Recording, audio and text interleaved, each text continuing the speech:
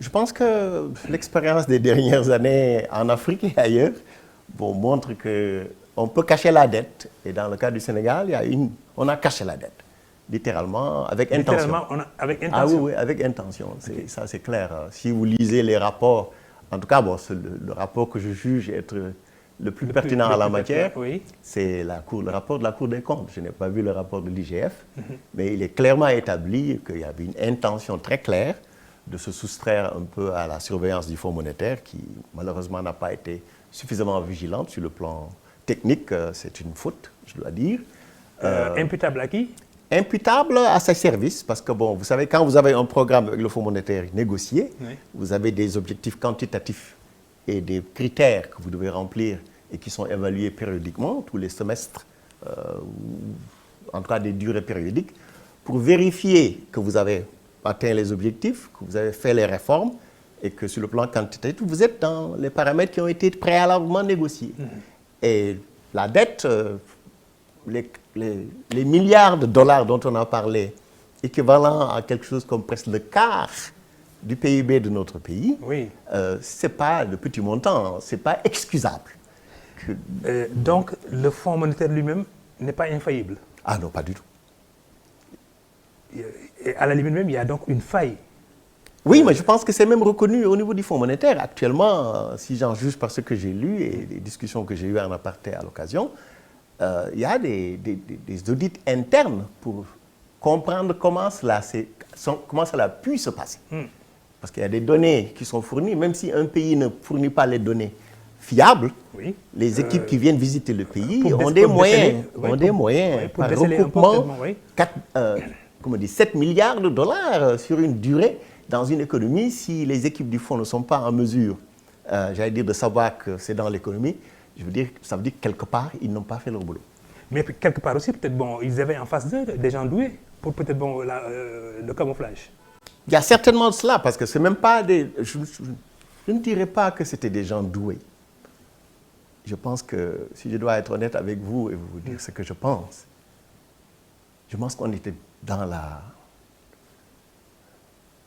violation flagrante, oui, de toutes les règles qui régissent les finances publiques dans notre pays. Aussi bien au moment où les fonds, les engagements financiers ont été souscrits en marge de la loi et du règlement, que les fonds ont été utilisés dans le cadre du respect des règles de la comptabilité publique. Il y a des pratiques mises en évidence par la Cour des comptes qui jurent avec la réputation, la crédibilité des administrations, en tout cas de l'administration de l'économie et des finances que je connais un peu. Le souvenir que j'ai quand j'y étais, oui, il y a de nombreuses années, j'ai du mal à imaginer ce qui a pu se passer et qui a fait que cette dette a pu être contractée, être utilisée, indûment utilisée, avec la participation ou l'exclusion d'acteurs majeurs. Le rempart que représente par exemple le Trésor public a failli. Le Fonds monétaire n'est pas une institution de financement de développement, ne finance pas de projet. D'accord. Les interventions... mais le Fonds lutte contre la pauvreté. Oui, indirectement. Et c'est une mission qui s'est ajoutée récemment, après le mal, oui, des interventions oui, du Fonds monétaire. Ils se sont ajustés en quelque sorte. Ajustés, oui, et pour aussi changer leur image. L'image du Fonds monétaire, oui, qui était donc avec la phase des ajustements structurels des années 80-90, a laissé des marques profondes, surtout en Afrique. On reviendra sur ce point. Voilà. Donc, le Fonds donc, ne finance pas ce type d'intervention. Le Fonds intervient quand il y a une crise, et puis bon, pour les problèmes de balance de paiement, statutairement. Mais ça a beaucoup évolué, comme vous y faites allusion. Mais pour les autres institutions de financement, les banques de développement, il y a des cycles de projets. De la phase où le pays demande un financement jusqu'à la phase où c'est approuvé par le conseil d'administration de l'institution et que les accords sont signés, c'est un cycle de projet qui est plus ou moins standard, partagé par tout le monde, parce qu'il y a des missions d'évaluation vers lesquelles il y a des missions d'identification, des missions d'évaluation au bout du process, pour finir avec un document de projet qui est soumis aux instances de décision de chacune des institutions pour approuver les financements qui sont donnés et ça conduit à la signature d'accords, de prêts qui sont vérifiés et soumis aux États après signature, et il y a des validations d'instances nationales pour confirmer que les prêts qui sont accordés sont autorisés par les lois du pays, par les instances compétentes du pays, et que c'est sur cette base-là qu'il y a tout ce cycle donc, qui se met en place. Donc, c'est plus ou moins une routine. Hein. Le plus difficile, c'est d'avoir les partenaires au développement d'un pays. En général, ils se distribuent les rôles quand ils sont avec un pays. Très bien. Certains veulent faire intervenir dans tel domaine plutôt que d'autres. Et le cycle se déroule tout seul, quoi, plus ou moins. À cette heure de la journée, à Khariala, le quartier est plutôt calme. Devant la porte de sa maison, nous avons rencontré ce père de famille. Il estime qu'il n'y a pas de véritable baisse. Selon lui, le gouvernement s'est contenté de revenir aux anciens tarifs. Ils disent qu'ils ont diminué l'électricité, mais pour moi, ce n'est pas le cas. Parce que si on trouve l'électricité à un prix, bon, on augmente le prix de cette électricité jusqu'à ce que les gens, que tout le monde remarque cette augmentation et que vous reveniez diminuer ce que vous aviez augmenté bon, anciennement sur l'électricité, sur le prix de l'électricité que vous aviez trouvé avant. Bon, vous n'avez en fait rien diminué. Un peu plus loin, nous avons rencontré cet autre père de famille. Lui, il salue l'initiative, mais estime que la diminution aurait dû concerner tout le pays, car les populations souffrent. On ne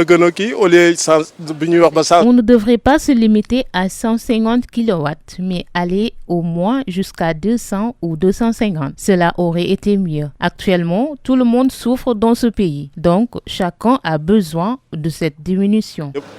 Donc, à l'inverse, ce jeune homme, étudiant et entrepreneur, se dit satisfait de la baisse du prix de l'électricité. Oui, c'est quelque chose qu'on apprécie beaucoup. Car c'est une opportunité pour nous et pour toute la famille, toute notre société, quoi. Donc c'est une opportunité pour les gens, on le salue beaucoup. On respecte tout ça. Entrée en vigueur le 1er janvier 2026, la baisse du prix de l'électricité divise certains, entre satisfaction pour certains et doute sur une réelle diminution pour d'autres. Nous étions tout le temps un mouvement allié. Nous avons accompagné des leaders qui sont devenus des députés. Nous avons des conseils municipaux qui ont été élus. Et nous continuons notre chemin. Cette fois-ci, l'objectif est bien clair. C'est d'accéder à la mairie de Thiès-Ouest. Parce que la population de cette contrée a fini de délire des maires qui ne sont pas connus. Je dirais des maires inconnus qui ne sont pas du Serail. Et on en a vu des maires qui sont même en location ici dans cette commune. Donc Théo étant un fils digne de Wango, de Mbour 1, de Somme, a mis ses tentacules pour se diriger directement vers la mairie de Thiès-Ouest, accompagné de cette base que vous avez vue aussi aujourd'hui. Et qui n'a pas ça, n'est pas un leader. Donc nous dirons aux politiques qui sont ici à Thiès que la voie est tracée. Nous cherchons une coalition. Nous nous identifions comme un parti centriste, un mouvement centriste, je dirais. Nous sommes prêts à travailler avec qui que ce soit, pourvu que ce soit une coalition gagnante. Parce que qui connaît Théo, c'est que Théo, c'est un gagneur. Le problème, c'était de se remobiliser d'abord. Parce qu'à un certain moment, il y a un temps pour la politique, il y a un temps pour soi-même. Après la journée des martyrs, le 7 décembre, pour rappeler aux Sénégalais à la face du monde que la lutte a été difficile, que des gens ont perdu leur vie, leurs membres, leur travail, etc. Mais que le 15 décembre, des instructions ont été données par le président Ousmane Sonko pour une remobilisation des patriotes. Et c'est pour répondre à cet appel que nous avons organisé ce Terra Meeting. Mais là où je voudrais terminer, je voudrais vous dire que je veux être très clair.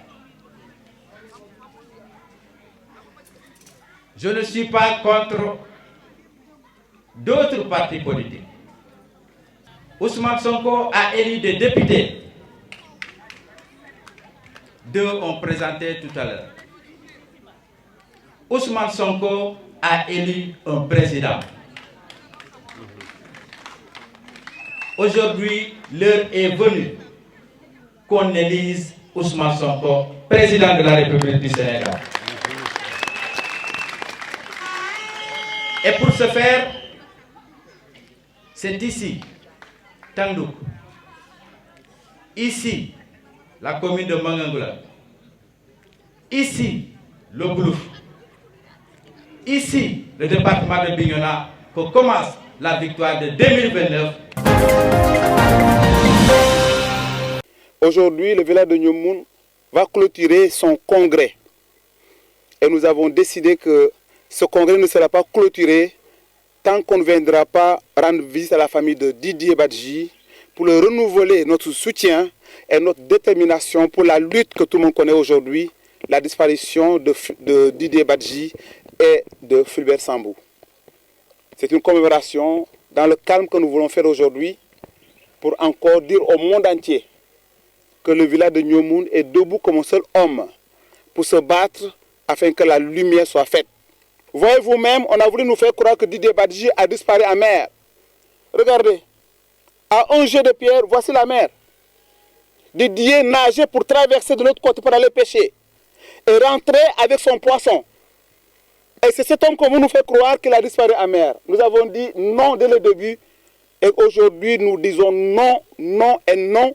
Didier Badji et Fulbert Sambou n'ont pas disparu en mer, ils ont disparu parce que quelqu'un les a éliminés. Et le juge d'instruction est très avancé dans ses enquêtes. Une personne a été incriminée et d'autres témoins sont là pour témoigner exactement de ce qui s'est passé. Donc la bataille va continuer. Et je ne finirai pas sans lancer un appel au président de la République. Nous l'avons élu sur des promesses qu'il nous avait faites, en nous disant que ça serait du Djoubal Djoubanti. Et c'est ici chez nous en Casamance qu'on lui a remis un balai, avec lequel il nous a dit pendant la campagne électorale qu'il va balayer la saleté. Et nous pensons que ce qui s'est passé, c'est de la saleté. Et nous attendons que le président de la République prenne ses responsabilités, qu'il balaye effectivement pour que le Sénégal soit propre. Le Congrès a concrètement pris en charge ce que nous avions comme préoccupation. C'était que les gens se rendent compte que les difficultés que nous rencontrons, ce ne sont pas des difficultés inutiles, mais des difficultés qui sont capables d'être renversées par notre union, par notre unité à faire face à ces difficultés que nous avons pointées durant ce congrès. Et ces difficultés sont liées à une question environnementale, sont liées à une question d'éducation ici dans cette île, puisque tout le monde est dans l'île et on a la possibilité de pouvoir bénéficier de l'éducation ici. Et l'éducation étant là, ce que nous avons cherché durant ce congrès, c'est de poser les bases de cette qualité dans l'éducation. L'éducation est faite partout, mais nous voulons une éducation avec la dose d'une qualité. Et cette qualité va aussi à l'encontre des acteurs qui sont les enseignants, les professeurs, mais aussi les élèves qui sont les premiers acteurs et les parents d'élèves. Comment faire pour avoir cette synergie d'action pour que effectivement nous puissions sortir cette qualité? Parce que ce que nous voyons dans cette éducation, c'est vrai que de voir tout le monde continuer dans l'éducation, mais aussi cette excellence que nous voulons pour les enfants qui vivent ici et qui sortiront aussi pour demain notre pays. Et notre souci aussi était lié à une question sociale et culturelle. Vous savez que nous sommes une île et ancrée dans la religion traditionnelle Diola. Vous avez vu cette joie que nous avons vécue aujourd'hui, ces derniers jours, où on a amorcé cette question vraiment liée aux funérailles, liée au décès, comment accompagner. Et c'était ça notre préoccupation. La commune de Kayemor se bat pour bâtir des écoles et des postes de santé pour soulager les populations. À notre arrivée, nous avions juste trouvé 2 postes de santé. Aujourd'hui, nous avons 4 postes fonctionnels. Nous avons aussi fait beaucoup de choses pour que les fournitures scolaires puissent être disponibles à temps. Nous avons aussi construit des murs de clôture pour protéger les écoles afin de permettre aux enfants de faire correctement les cours. Sécuriser les établissements scolaires, des murs de clôture. De l'autre côté, une route, celle qui relie la commune de la route nationale, un tronçon de terre battue, poussiéreux en saison sèche et impraticable durant l'hivernage, cela fait des années que les populations réclament du bitume. Pour les agriculteurs, évacuer les récoltes est un calvaire. Pour les urgences sanitaires, chaque minute perdue sur cette piste est une menace. La commune est une commune un peu enclavée, raison pour laquelle la population a porté doléances au niveau des autorités étatiques pour que cette doléance qui date de plus de 50 ans soit enfin vraiment une histoire ancienne. Parce que vous savez que cette route ne polarise pas seulement la commune de Kayemor, mais c'est une qui polarise les 2 communes, c'est-à-dire la commune de Dabali et la commune de Kayemor. Mais le mal ne vient pas que de la route. La terre est elle-même en danger. L'érosion des sols et l'avancée de la langue salée grignotent chaque jour un peu plus de surface cultivable. Ces phénomènes étouffent l'économie locale et découragent les bras valides. C'est vrai que c'est un fléau qui nous dépasse parce que, vous savez, les problèmes environnementaux, c'est quelque chose en tout cas, qui gangrène beaucoup de collectivités, mais la commune de Kayemor en fait partie. Mais je peux dire aussi que la salinisation des terres, ça aussi, ça pose problème parce qu'avec le fleuve que nous avons, vous avez vu que beaucoup de terres sont affectées actuellement par les sels et c'est des terres qui ne sont plus actuellement, je peux dire, en tout cas praticables à l'agriculture. Face à cette double impasse, les autorités municipales ne peuvent plus agir seules. Elles lancent aujourd'hui un appel solennel à l'État du Sénégal. L'urgence est claire. Goudronner l'axe principal pour briser l'isolement, lancer des travaux de protection des terres pour stopper l'avancée du sel. Il y a donc vraiment une prise de conscience et qu'ils cessent cette illusion qu'ils ont donc de l'Eldorado. Ils peuvent réussir ici au Sénégal. Ils peuvent donc se former ici au Sénégal. Donc vraiment, il faut que ce fléau-là puisse arrêter. Maintenant, à défaut vraiment de ne pas pouvoir partir, qu'ils essaient d'emprunter donc les voies légaux. Et donc ça nous permettra donc vraiment de ne pas connaître ces drames. Nous, la vision qu'on a pour la commune de Dia, c'est une transformation systémique. Et cette transformation systémique ne pourra se faire qu'avec les hommes et les femmes, mais plus particulièrement la jeunesse. C'est dans ce sens-là que je lance à la jeunesse d'abord qu'ils se forment, parce qu'on ne peut pas donc transformer une ville si nous n'avons pas donc des ressources humaines de qualité. Nous réitérons notre appel pour le bitumage de la route Sibassor, Dia, Ndiabel. Vraiment, c'est une doléance qui nous tient à cœur.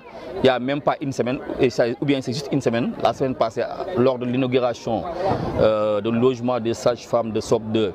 Et je l'avais réitéré, j'avais fait l'appel. Aujourd'hui encore, je réitère cet appel-là pour que les autorités puissent nous aider à bitumer la route Sibassor-Ndiabel qui va porter le développement de ces 3 communes. La place du Grand Soko, au cœur de Tanger, est plus qu'un simple lieu de passage. Située entre la Médina et la ville moderne, elle est depuis toujours un espace de rencontre, de commerce et de rassemblement populaire. Le 9 avril 1947, Tanger, alors ville à statut international, devient le théâtre d'un événement majeur de l'histoire du Maroc. C'est ici, à proximité du Grand Soko, que Feu Sa Majesté, le roi Mohamed V, prononce un discours historique qui marque un tournant décisif dans la lutte pour l'indépendance.